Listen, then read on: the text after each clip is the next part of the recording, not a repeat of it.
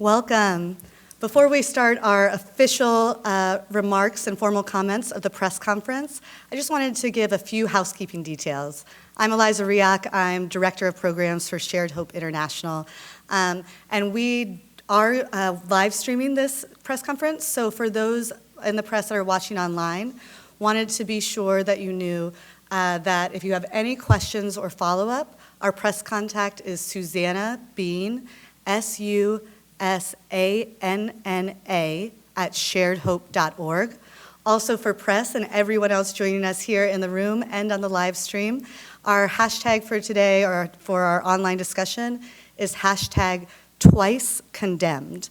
That's again hashtag twice condemned, so we'll have an ongoing online discussion. Please remember that hashtag. In addition, along with the amazing speakers you're about to hear from today that represent elected officials, law enforcement, service providers, survivor leaders, and policy advocates, we also have some amazing subject matter experts in the room who are going to be available for press questions after we wrap up the formal remarks. In particular, I'd like to mention that joining us today is Natasha Nascimento from Redefining Refuge, a safe home here in Florida, Tomas Lars with Florida Abolitionists, Stacy Ramanap, I was doing the phonetics, Ramanap from Stop Child Predators, Bethany Jalot from the Department of Juvenile Justice in Florida, John Cotton Richmond from the Human Trafficking Institute, and Sue Abul Hosen from the Florida Department of Children and Families. So now, again, if you have any other questions, please email Susanna at sharedhope.org. And to formally welcome you, I'd like to introduce Shared Hope's founder and president, Congresswoman Linda Smith.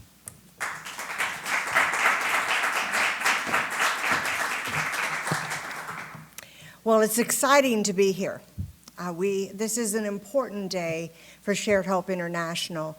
We are releasing the 6th annual Shared Hope International's Protected Innocence Challenge state grades. Now, grade just means what it is. It's the grades for the states on the laws around child sex trafficking. In 2011, when we first released the Protected Innocence report cards and state analysis, it was our hope and our intention that we would strengthen the state laws so no matter where a child was in the United States, no matter what community they lived in or were taken to, that they would both be protected and be given justice. To do this, we weave together a set of laws, 41 laws together that cover the whole issue. Eliminating demand is at the top of our list, obviously not for the whole picture. We want to prosecute traffickers, identify victims, provide protection, and not the least at all, give access to service for victims of this horrible crime. I remember the first release with the Attorney General's Association in San Antonio, Texas, and we brought out our grades, and I had to say 41 states had a D or a B, had an F or a D. 26 states, a majority, had an F. 15 had Ds, and not a single state received an A. I'm happy today to tell you one conclusion of the research of all the states this year and the grading. Every state has a law against sex trafficking. Hawaii joined this year with the last state law. And most state laws include penalties for buying sex with a minor. Unfortunately, not all. Today, there's not a state in this country that has a failing grade because of women at the conference we're standing at and men, legislators around the United States. The 2016 report we're releasing today shows the majority of states now have an A or a B. That is 5 years of really hard work. And there's no Fs left. Although one I think only got 1 point above the line. And you'll have to look to find that for your state, and there are only 6 states with a D grade. Louisiana has held its first place score of 98.5, but Tennessee is nipping at their heels. They have 98%. Now, I know that they're going to get in there and they're going to find something to add points. I just know it. But I want to talk a little bit about Florida for you that are here.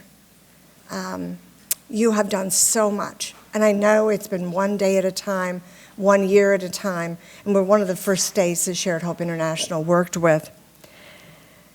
You've become an A state in this grade.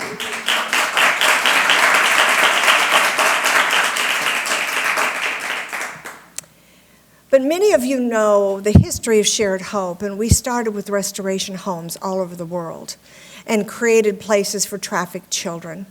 And that was the heart of this organization and why I created it originally. Restoration, it's not okay to just rescue someone if you don't have a plan to give them hope in a future. And you can't just rescue them without having services. Well, the toughest part and the hardest nuts to crack often in states is Section 5, victim protections. It has a lot of different weaving pieces that we're required to work on in that section to bring justice and protection to these children. Well, the first state to get 100% in that section is Florida.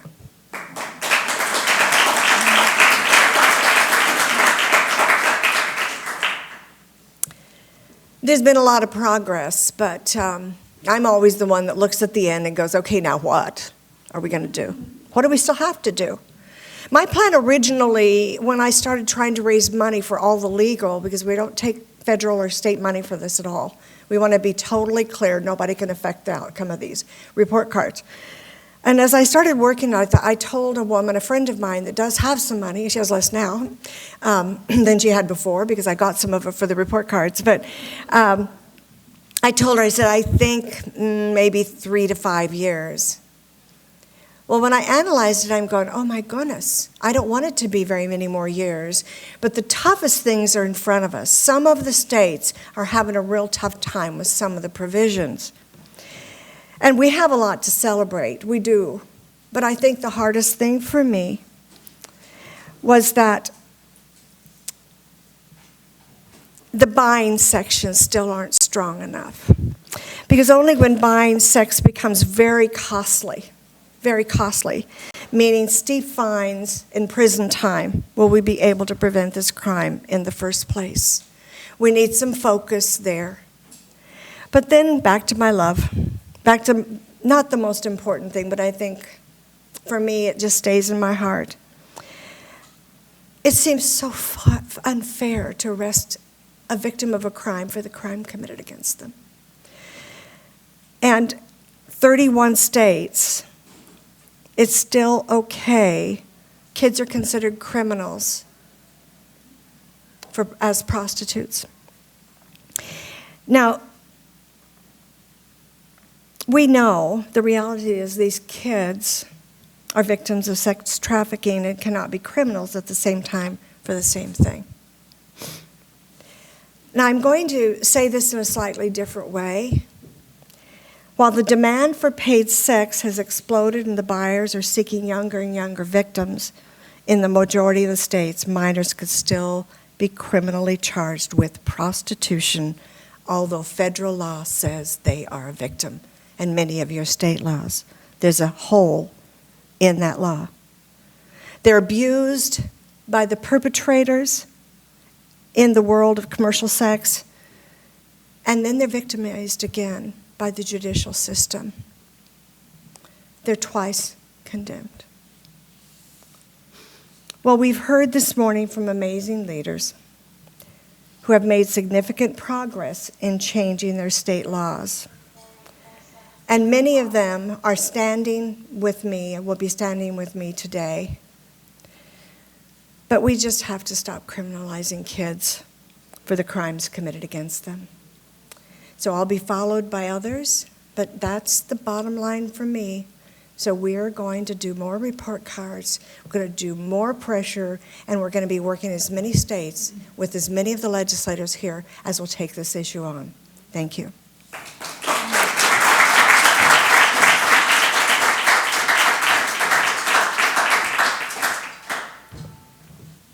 Thank you, Congresswoman Smith. I'm sure everyone can see why I love coming to work every day. As a reminder, all of those report cards, along with for every state and Washington, D.C., 30 pages to 60 pages of analysis and recommendations are available for states, free for download on our website. So if you want to see how your state did, please go online and check out our 2016 Protected Innocence Challenge release. Again, if you want to be part of that conversation, our hashtag for this event is #TwiceCondemned. And now, it is my privilege and honor to introduce an amazing advocate in the field, Dr. Brooke Bello, who not only is the founder of More to Life here in Florida, but this year was named Florida's Advocate of the Year. Welcome, Dr. Bello. Hi, greetings. Well, on behalf of Shared Hope International, on behalf of every victim to survivor to thriver to champion, on behalf of each state that is pursuing to work alongside all of us and Shared Hope in this amazing announcement on the grades of each state. Someone once said that the greatest treasure is in the graveyard. But economics says that that's not true, because those from Princeton and Harvard say that the greatest asset in our economy are people. The greatest treasure are in the hearts and minds of children that grow up to be adults who haven't discovered who they are because of issues of human trafficking and profound sexual violence. As a survivor, at More to Life, we say victim to survivor, survivor to thriver, and thriver to champion. As a survivor of commercial sexual exploitation of a child, it used to just be child sex slavery. And so we have new names on the state and federal level, which is great. Not all children are bad kids. Most kids aren't. And so being raped at 11 years old, coming from a family that was very educated, we were not poor, running away from home after that rape and being taken off the street by this couple that said that they would give us food and a place to live was an extraordinary trauma that I endured. And drug addiction, being thrown into a dirty bathtub with no water in it, and being beaten and then being sold later as a child prostitute. Because of organizations like Shared Hope International and other organizations around our nation, and even in the state of Florida, some of the great laws, a child cannot be called a prostitute. Some of the states that are probably going to get low grades still state that. And so when I talk about being a survivor, thriver, champion, I also want to talk about a success story besides my own. Because of really great legislation in this state and some other states that we've worked with and done rescues and transformative work around the nation, when I was being trafficked, there was no legislation except for the White Slavery Act or the Mann Act. But now in the state of Florida and around the nation, there are better laws. Because of that, and because of funding to More to Life and support from agencies like Shared Hope International, there's one case in point. A mother and her sister from 6 to 20 years old was repeatedly sexually violated, raped, and trafficked by their father. Pornography was involved, and all kinds of horrific things happened to them. In addition to that, the mother knew what was going on. And the case in this has gone higher in our state in terms of statistics. But because of good legislation, the daughter that was born out of that trafficking, that recently discovered in the last year that her grandfather is really her father, prosecutions were able to go forth. And because of that, services, we're able to provide services for the whole family. Family wrap-through services, mental behavioral health management, all kinds of services that put this whole family and break the cycle of human trafficking and forced prostitution.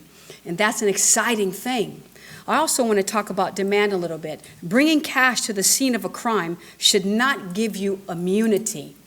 It is demand that drives supply. And for every one individual that is prostituted or trafficked, there are 7 to 40 purchasers, mostly over 90% men, who will purchase that individual. And they do not ask, and the traffickers and pimps don't tell you all the time when it is a child.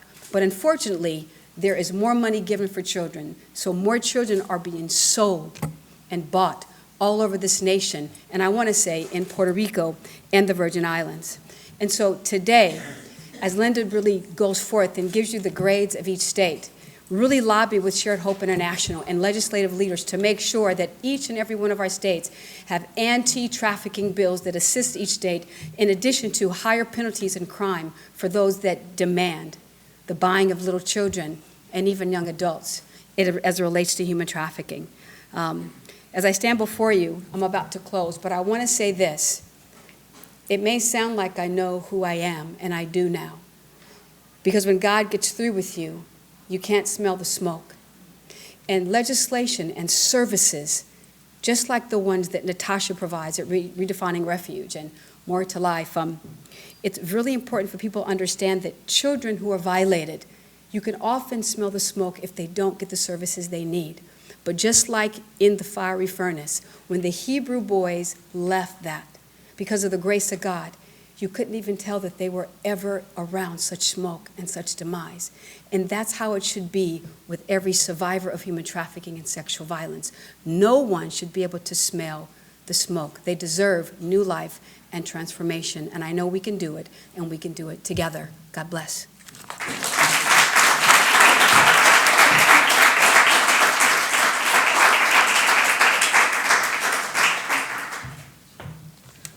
Thank you, Dr. Bello. I was saying earlier, I think we want to add to the new to life, survivor to thriver to champion line at Shared Hope. We would add hero to that, I think. You are doing amazing work.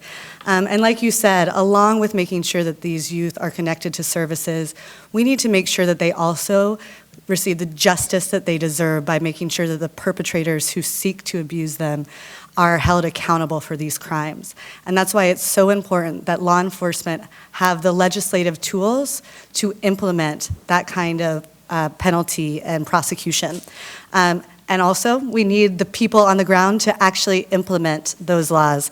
So that's why it is my pleasure to introduce one of those amazing law enforcement leaders, Sergeant Patrick Gukin from the law enforcement here in Central Florida. Welcome.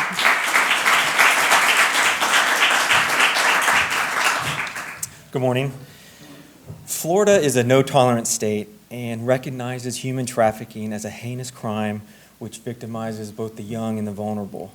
Through the support of our governor and our attorney general, the legislature has provided sound laws to combat human trafficking, including mandatory human trafficking training for law enforcement as well as the state attorney's office, the use of wiretap to intercept communications and human trafficking investigations, allowing law enforcement officers to pose as minors in order to locate buyers and traffickers, as well as the mandate to promptly report missing and recovered children.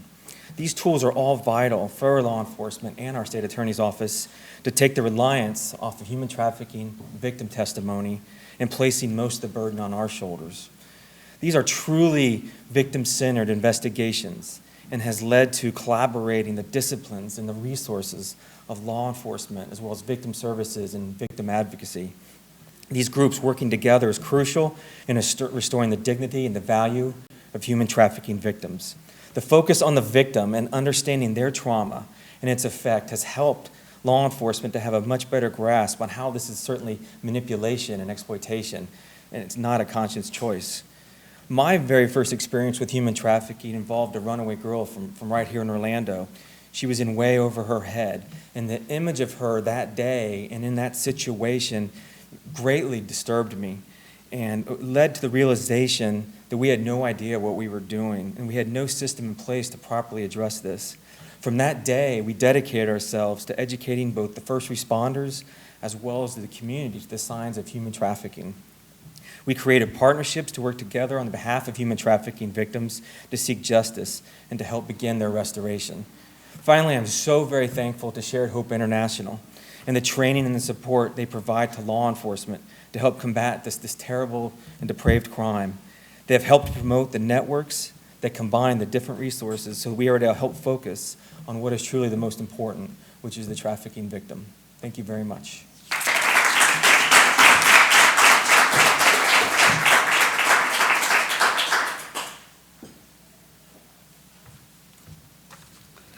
Thank you so much, Sergeant Gukin, for your leadership. We appreciate you.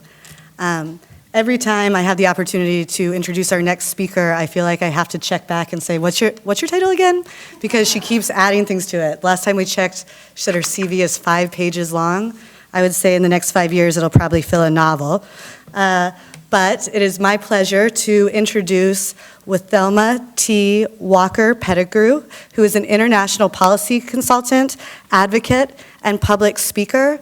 And if you want to see all the CVs and accomplishments, I'm excited to say that starting in 2017, you can read all about it at the launch of her new website, talkwitht.com. Welcome.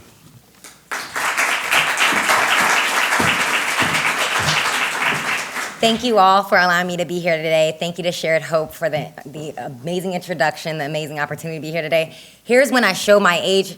My notes are on my phone, so please forgive me. Again, as mentioned, my name is, I go by T. Ortiz. I'm an international policy consultant, public speaker, and advocate. I've done so many things. I've testified before Congress. I've won awards on documentary films. I've been able to work with offices of the White House.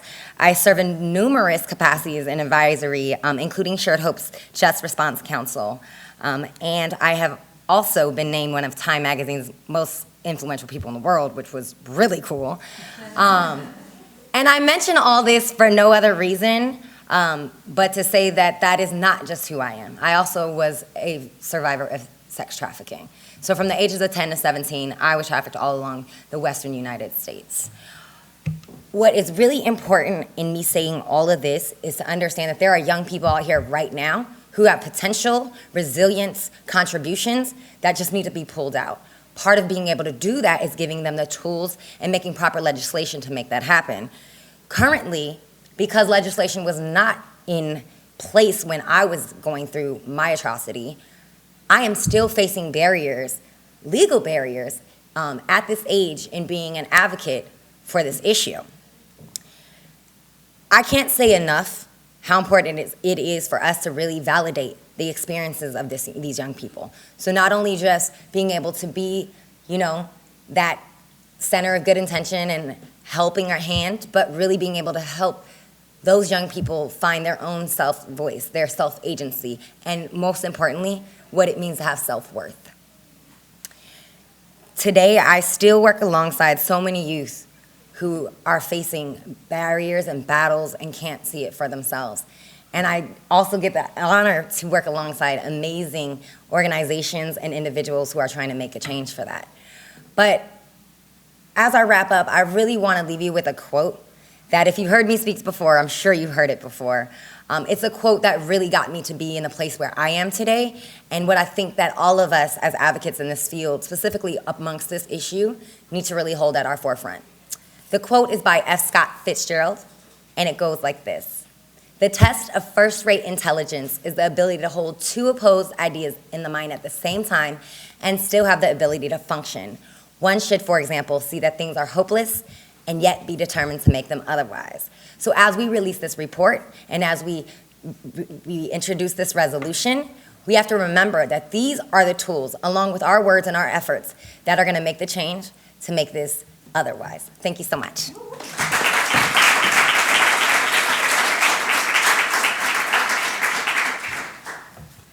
Thank you so much. This is going to conclude our formal remarks. Thank you so much to all of our amazing speakers and leaders. It's such a privilege to be able to work with leaders like you in the field. As a reminder, for those watching online and in the room, if you have questions for any of our subject matter experts here in the room, along with our speakers, you can contact Susanna at sharedhope.org. That's SUSANNA at sharedhope.org. The conversation will be continuing online at #TwiceCondemned.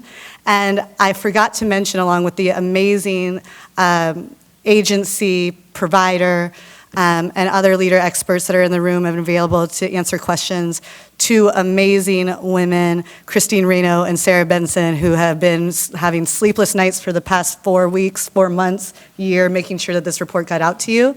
So they'll be available to answer any policy questions around the report. Thank you so much. And now we'll be, for those online, showing a short video for you to hear more about what legislation looks like in a particular state and how to use this tool. Thank you so much. Hello, I'm Congresswoman Linda Smith, founder and president of Shared Hope International, and we're here today with State Representative Kimberly Dudek of Montana. Thank you, Linda. I'm Kimberly Dudek from Montana. I'm a state representative representing our great state, and I look forward to talking with Linda today about these issues. Well, we're here today at the National Foundation for Women Legislators Conference, and we're doing two really important things. Shared Hope wants to thank the National Foundation for Women Legislators for this platform to be able to release the Protected Innocence Challenge report cards. Now let me tell you a little bit about the report cards so you can see what she really did. Our recommendations are grounded in 4 areas of law. We want to make sure that we eliminate demand. Now in that it means we want people that are shopping for sex to have to go to jail as the sex offenders they are. Prosecuting traffickers, identifying victims, and probably for me, providing services and protection and justice for these kids that so many states 5 years ago called prostitutes, child prostitutes, and were labeled with a crime committed against them. Well, that is a changing, and it's a changing because of people like Representative Dudek from Montana. Tell me how you did that. That's a lot of heavy lifting in 1 year. Well, it wasn't me alone. I worked in conjunction with our Attorney General, Tim Fox, and it was something that when I started in the legislature in 2013 that I knew I wanted to take on. I learned about the issue really in my first session, and I was horrified to learn that children were being sold for sex and how they were being treated by the legal system. So in looking at that, we did look at the resources such as Shared Hope International and tried to figure out the best way to move our state forward. So we looked at model legislation and decided what could we do if we did everything possible, how could we move our state forward? So we were able to provide clear definitions. We clarified our criminal laws regarding human trafficking, involuntary servitude, and sexual servitude. We also went after demand, as you said. We decided that it's not enough to just treat the children as victims, which we did. They were no longer going to be criminals. They're now considered youth in need of care, and they have access to services. But that we also wanted to go after the demand. So we criminalized that. We required people who were purchasing sex or who were selling it to register as sex offenders. And that was one thing I made sure we had in there because they are sex offenders. And one thing we frequently hear is that they don't want anyone to know. They'll want to know, will my wife find out about this? And now we can clearly say, yes, your wife will find out because you're going to register as a sex offender for the rest of your life for what you've done. So we took steps like that moving forward. We allowed them, the victims, access to our crime victim compensation account, which is great. We allowed them to have an affirmative defense if they were charged with crimes, that they could say they were the victim of human trafficking. And this is for the adults because the children are not going to be charged with crimes, as I said. And we also set up a human trafficking education account so that if we sought grants or if people wanted to give our state money so that we could educate on this, we could receive those into our state and utilize them. You know, some of this becomes personal. We're policymakers. We're also mothers and wives and aunts and sisters. And yet, for some reason, the issue of arresting a child for the crime committed against them, getting rid of that criminalization has become really important to a lot of women around the nation that are policymakers. Why was it really important to you? My experience prior to being in the legislature was as an attorney. I worked as a deputy county attorney and an assistant attorney general. And in that role, my role was actually to represent child and family services in child abuse neglect cases. And I became aware of all of the horrible things that can happen to children and how our state needs to help them, but that frequently our laws don't do what they need to do. And this was one area that I saw our state laws needed to be changed. We need to make sure that children who are truly victims of the circumstances of their lives, they're victims, they're under 18 years old, they can't vote, they can't legally drink, and yet we're labeling them prostitutes for what's happened to them in their lives, and it frequently ruins the rest of their life. So that was something that I felt really strongly we needed to change to give these children an opportunity to have a successful life and to be able to move past what has happened to them. So I thought it was very important. You know, it becomes really simple. They are twice condemned. They're condemned the first time when they're put into this life that takes so much of their innocence. And then a second, often by the very judiciary system that should be protecting and giving them justice, twice condemned. I agree. There are no winners in these cases, and we just try and figure out the way to minimize the harm that has happened and to provide the services that will allow people to move on and to build their lives forward into what end they can actually make their lives productive and move past what's happened to them. But there are no winners in these cases.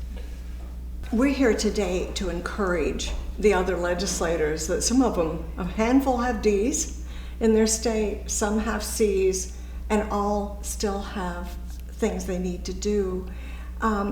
What could you do to both encourage them, but also give them some insight in what you came up against to pass this law? I think it can be a daunting task looking at this problem and not really knowing where to start. But in doing that, we were able to access resources, like I said, through Shared Hope International and other organizations that provide a framework for what you can do. So that was very helpful to us. And I also think it's important to go beyond the politics. We always try and make sure that our survivors or that the advocacy groups that work with them have a voice at the table. So in working on this bill, we made sure to include those groups, the victim advocacy groups, and also we did have outreach from specific victims of human trafficking who even came and testified in support of this legislation. So we made sure that voice was heard because they are part of the process and they should be the focus, so we made sure to include them. Well, you got an A in your law, so you must have listened. We tried. You are a part of a committee here at the National Foundation for Women Legislators that decided that this was going to be a focus at this conference, and you have drafted a resolution that you're going to ask, or I guess you just did ask, for a vote on. Would you explain the resolution and why you made this a priority?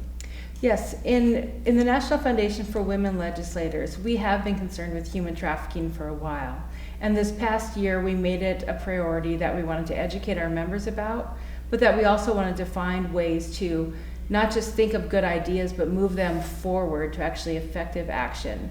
So I'm part of the policy committee that worked on this resolution, and it's that we want to protect children and stop child sex trafficking.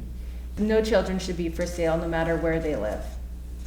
So we asked our members to approve this resolution that we came up with as a committee, and we had a resounding yes. There is no opposition to this.